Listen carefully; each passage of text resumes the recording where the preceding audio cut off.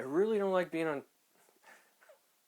I become incredibly self-conscious when I put myself in front of a camera, and the same thing happens a little bit when I use a microphone.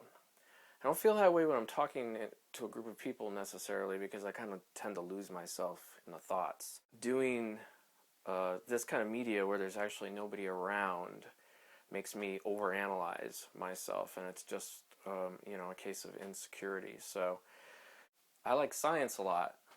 I've liked science a lot since I was a little kid. I was really into it when I was in elementary school. I'm not a scientist. I wanted to be a scientist when I was a kid. But I've always been really interested in technology, and I've been a technology teacher for 20 years. And ever since I was a little kid, I really liked science fiction. And now I like to think about the future a lot.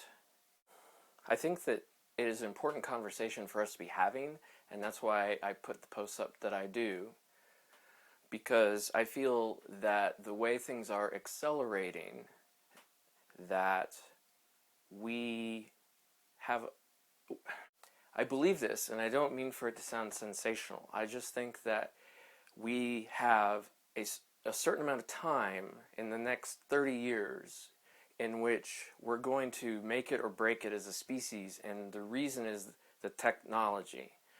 Because the technology is going to take our planet to the natural conclusion of all of history.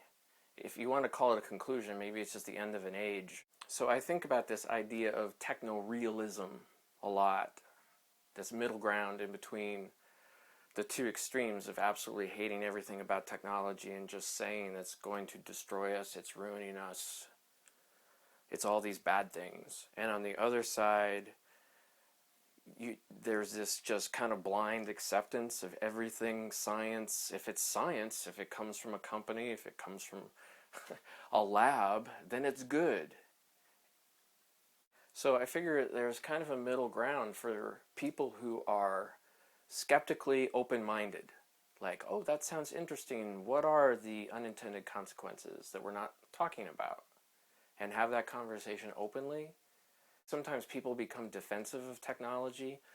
They're not willing to criticize it. If you criticize it, that means that you're against it. And no, you can be a user of it, and you can be a user of it and understand it because you're using it, how it can be better or what the downside of it is. So people who are technologically engaged are the best people to be talking about a critical analysis of any given technology.